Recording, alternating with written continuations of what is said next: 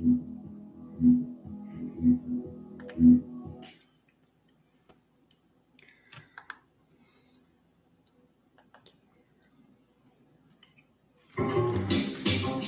here for hearing the lights in. Because I'm having trouble reading. Exactly. Like having this fabulous thing you're exactly. I'll take it.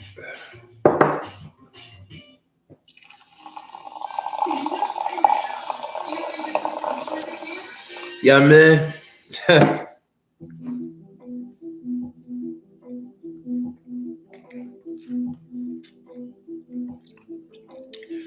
Green Red Productions got some good ADHD relief music.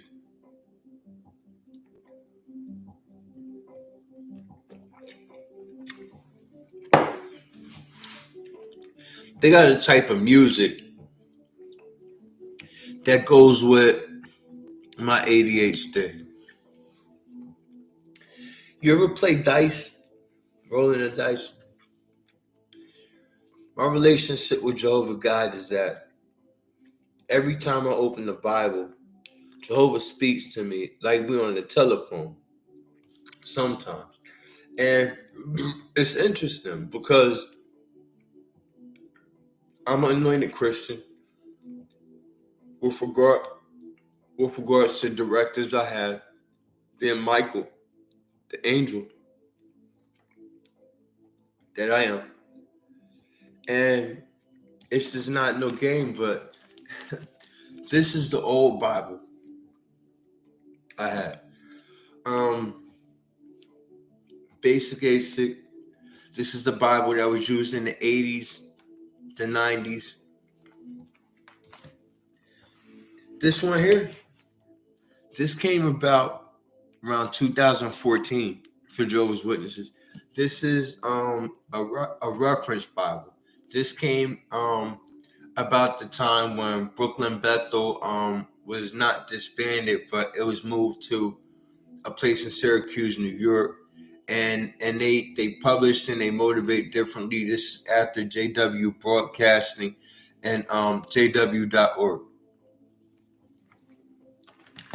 Sometimes like I got this corona test, this COVID test in the mail, and it's like when I looked at it, it's like my eyes couldn't focus to read it.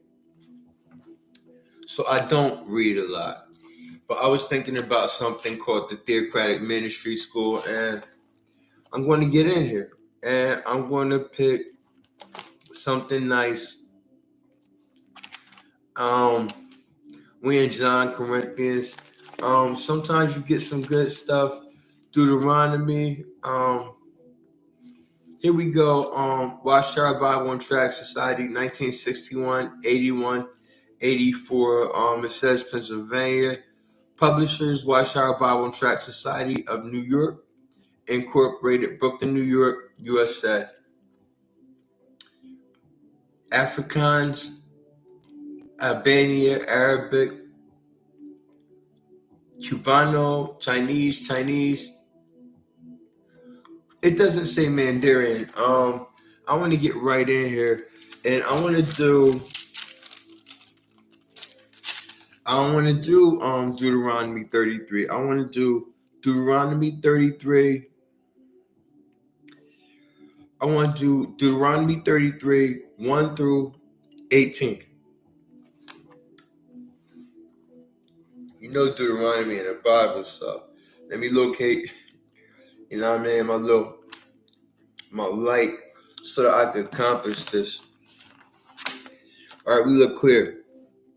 I don't plagiarize, I like to come, from my mind when I speak, when I rap, it's my own words and things of that nature. So I'm reading to indicate realities and stipulate that which happens. But if I could read anything, it's the Bible. And here it is, we go. Deuteronomy 33, 1 through 18.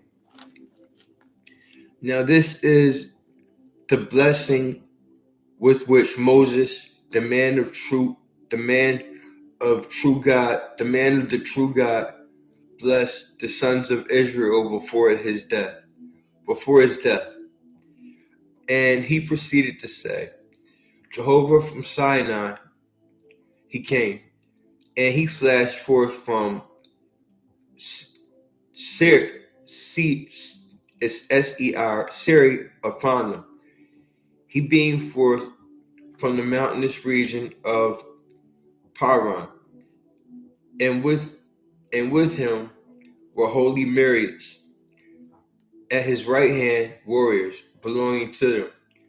He was also cherishing his people, all their holy ones in your hand, and they reclined at your feet. They began to receive some of your words. Moses laid as a command upon us a law. Moses laid as a command upon us a law, a possession of the congregation of Jacob.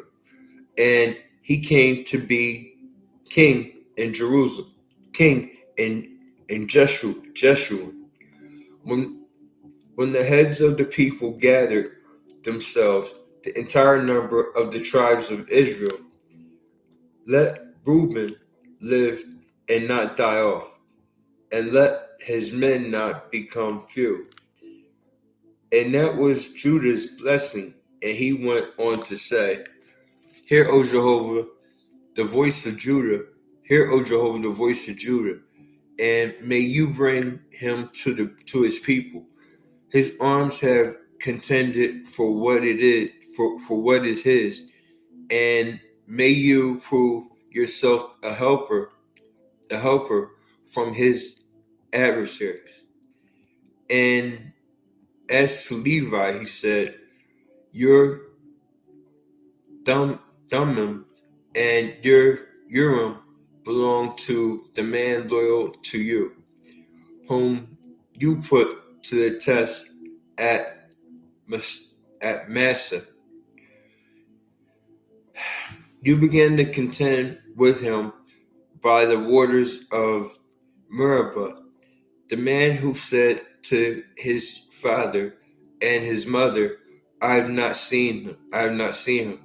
Even his brothers he did not acknowledge, and his sons he did not know. For they kept your saying, and your covenant they continued to observe. Let them instruct Jacob in your judicial decisions, and Israel in your law. Let them render up incense before your nostrils, and a whole offering on your altar. Bless, O Jehovah, his vital energy, and may you show pleasure in the activity of his hands. Wound severely in their hips those who rise up against him, and those who intensely hate him, that they may not rise up. As to Benjamin, he said, Let the beloved one of Jehovah reside in security by him, while he shelters him the whole day. And he must reside between the shoulders. And as to Joseph, he said, May his land be continually blessed from Jehovah, which with the choice things of heaven endure, and with the watery deep lying down below, and with the choice things, the products of the sun, and with the choice things, the yield of the lunar months, and what and with the choices from the mountains of the east, and with the choice things of the indefinitely lasting hills, and with the choice things of the earth and its fullness, and with the approval of the one residing in the thorn bush. May they come upon the head of Joseph, and upon the crown of the head of the one singled out from his brothers, and as the firstborn of a bull his splendor is, and his and his horns are the horns of a wild bull. With them he will push peoples all together to the ends of the earth, and they are the tens of thousands of Ephraim, and they are the thousands of Manasseh. And as to the and as to the Zebulun, he has said, "Rejoice, O Zebulun, and you're going out, and Issachar, in your tents." All right, that's 33 1 through 18. Now this is the Old Testament I'm involved in right now, and the New Testament would be that which quantifies the Gospels. I got knowledge of the Gospels. There were these guys from the Church of Jesus Christ and Latter-day Saints, and they were telling me that like the books like Matthew, John, Luke, and stuff, they had to do with the Gospels. I was reading from the old school Jehovah's Witness Bible. Now the newest position revision that that hard-nosed Jehovah's Witnesses understand that matriculates a translation, but it reeks of a new priority-based circumstance indicating accomplishments set forth and accomplished by Charles Taz Russell that were brought to a celebration that I understood and saw when I went to Buckingham. It's a assembly hall in America. That I frequented as a child. They had signified a 100-year anniversary based on that which occurred with Charles Taz Russell, and this was something that that came about for Jehovah's Witnesses to understand the realities and pursuant to that which is JW.org, and Jehovah's Witnesses broadcasting. Jehovah's Witness broadcast. So I'm going to motivate with a selection I want to do from the Old Testament, and as it is here, we have Esther. Now I'm in Esther, and it looks like I can do the entire book, not the entire book. Esther 1, Esther 1, the entire chapter, verse stipulation that motivates, and Esther, the book in the Bible that occurs before the New Testament comes by way. It's the names, it's the places, it's the things you have to understand. But as a child, when it is that I would get a Bible reading, I would get the Bible reading maybe in the beginning of the month or in the beginning of a 2-week segment, and I would prepare this Bible reading. And with this Bible reading, what I would do is I would prepare a beginning and a conclusion, being that as a Jehovah's Witness, I would have to allow the congregation to know, yes, I know what it is that I'm reading to you, by way of preparing an actual statement that's included in my Bible reading summary that introduces this chapter verse issue that I was assigned, to communicate to you, the congregation. Then in the end, I bring a summary by way of that. What it is now that I'm reading. I feel as though that I'm capable of doing these things about a summary, and that with regards to how it is occurs, I feel about being so confident as to apprehend a time to say, yes, I can be positioned and active in the congregation, and I see my rapping, I see, my recording, my public speaking, I see it all as something that strengthens, my ability to communicate, and that will that which will be able to ultimately make me more of a stronger witness. I mean, in close quarters, if it was that I was appropriate myself in the congregation, and filled with other Jehovah's Witnesses. That's not my backup career. That's something that would take place based on that which would occur to at a pure priority that would have it, that it would be safe for me or the congregations to have, that they could be exposed to me in that type of way in America. And I don't never not think of it. But to tell you the truth, what comes to be what I see a congregation of Jehovah's Witnesses as in America and Mercer County is as a security that would keep the police off of me or something like that.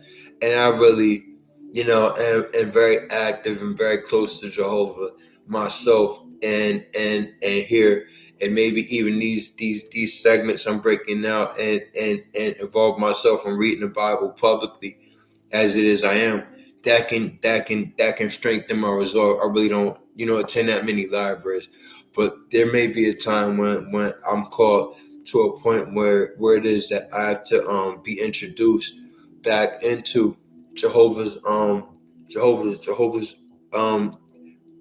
organization, to be positioned in one of his flocks, one of his congregations that I don't look forward to, but that I'll always be ready for. So we're going to do Esther now. Now in the days of Asher, now in the days of AHAS, see my eyes, man. AHASUERUS. Now the days of Ahasuerus, that is the Ahasuerus who ruled over 127 provinces from India to Ethiopia in those days, when King Ahasuerus was sitting on his royal throne in Shushan, the citadel. In the third year of his reign, he held a banquet for all his princes and his servants. The army of Persia and Media, the nobles and the princes of the provinces were before him, and he showed them the wealth of his glorious kingdom and his grandeur, and the splendor of his magnificence for many days, 180 days. And when these days were complete, the king held a banquet for 7 days for all the people present in Shushan,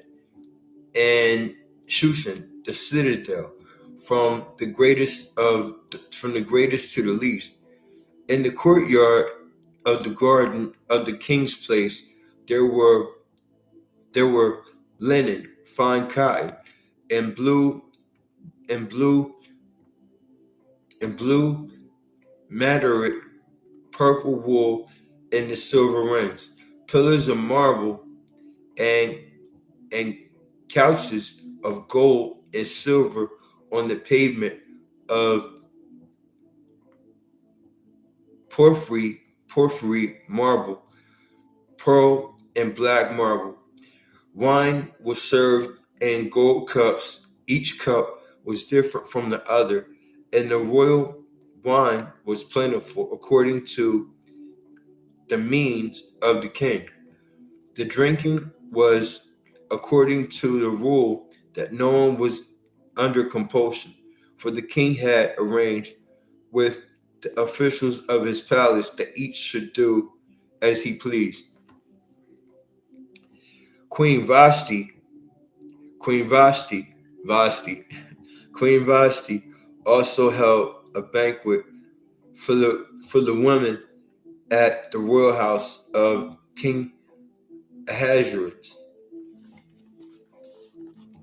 On the seventh day, when the king's heart was in cheerful mood because of the wine, he told Mehuman, Biztha, Harbona, Bigtha, Abagtha, Zethar, and Carcass, the 7 court officials who were personal attendants to the king at Ahasuerus, to bring before the king Queen Vashti wearing a royal headdress to show the peoples and the princes her beauty, for she was very beautiful.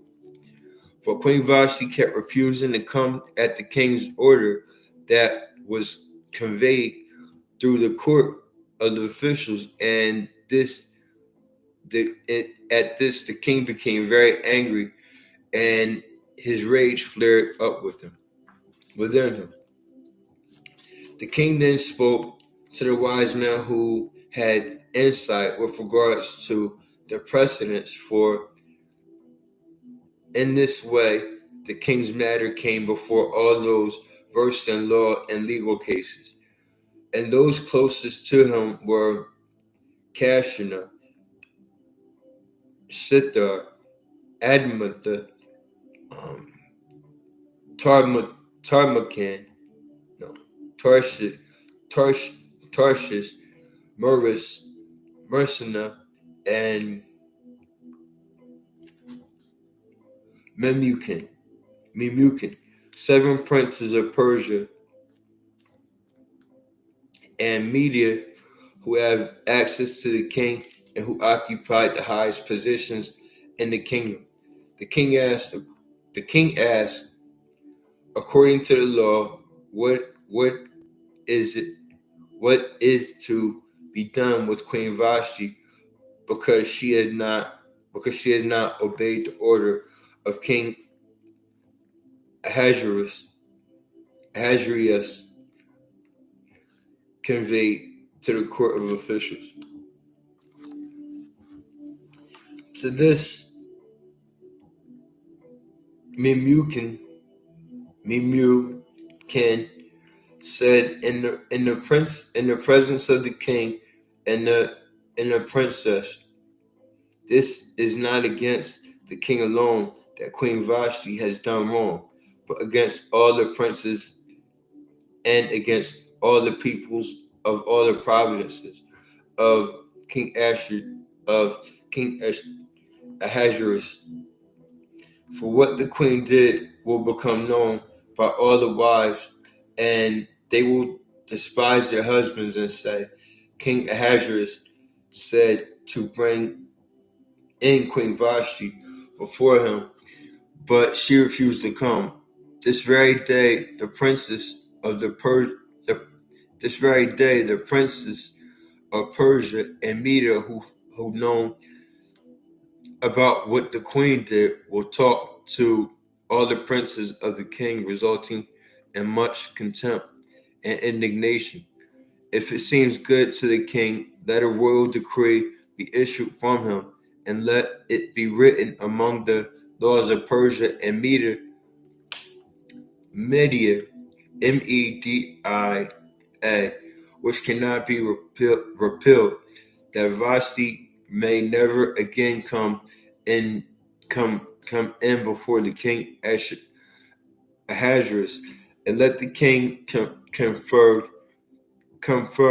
her royal position on the woman who is better than she. And when the decree of the king is heard in all his vast realm, all the wives will give honor to their husbands, from the greatest to the least. This proposal pleased the king and the princes, and the king did what Memucan said. So he sent letters to all the royal provinces, to each province in its own script, and to each people in its own language. For every husband to be master in his own house and to speak in the language of his own peoples. There being that here in Esther, they speak of this king I was reading about and his, I think, can I get it? Look, I went through the whole thing. 100 seems like 180-day celebration that he had with different princes, kings, royal nobility about this. They're inundating with regards to that which comes from Ethiopia, and this before we got and this I'm only checking this because I know some books, you know what I mean. Other Bible, let's see what we doing. All right, I see this. All right, Song of Solomon. I see Song of Solomon, Proverbs. All right, this is not the Book of Kings. This is Esther, and they talk about Ethiopia. I thought this on Ethiopia was, a province that got really that got seeded by Solomon. After that, being how things occur in Ethiopia. But I'm very encouraged that, with regards to these separate instances that inundate that matriculate out of the book here that I'm reading. I mean, even about Saul, a king.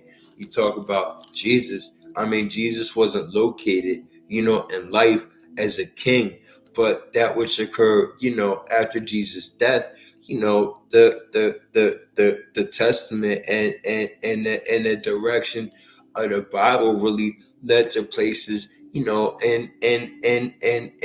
Europe where they modified their reality to insist with regards to relationships, of direct identity, with regards to Christian versus Catholicism based on satanic impressions dignified with Jesus approval to carry on kingships that indicate and that stipulate and that dictate right out of the New Testament over to Jerusalem.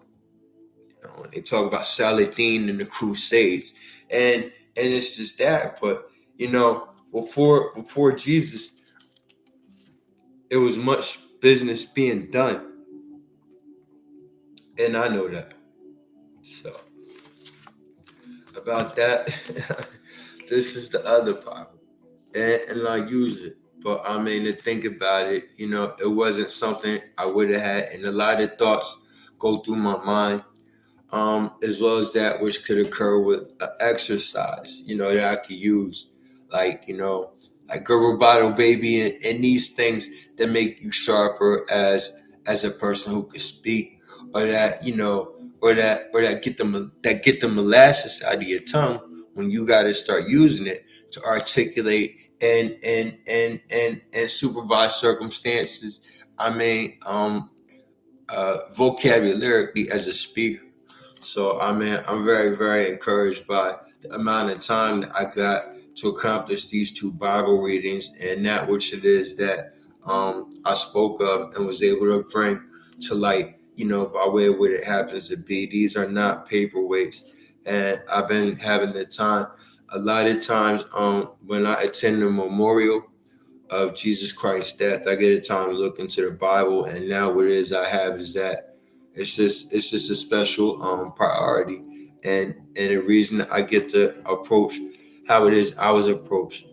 These are Bible verse realities that indicate the future that Jehovah dictates, and the presentation of what it is that the Bible is to humans. But this is not history class. These things are not history. They're impactful proof of life of the Most High, Jehovah God, and He doesn't approve or take that which occurs by way of what happened to Joseph, amen, who was sold into slavery to bring you the type of bondage that happened in Egypt, to talk about these things that I want. Here it is. We have, Ethiopia in the Old Testament, and they're talking about Vashti. I mean, I know a woman named Vashti. And you talk and they think about a black Jesus, a white Jesus. These are African kings and queens, that I'm reading about now. That don't have to be this day, but that's only in the book of Esther. And Christianity not appealing to this, but this is a direct records, of 180-day celebration of a king that nobody would bring to mind, King Solomon, King Saul. So I'm only thinking and what it is that happens with regards to what it is I would want to have said to state, to position this with regards to that which will remain important to me. I remain important.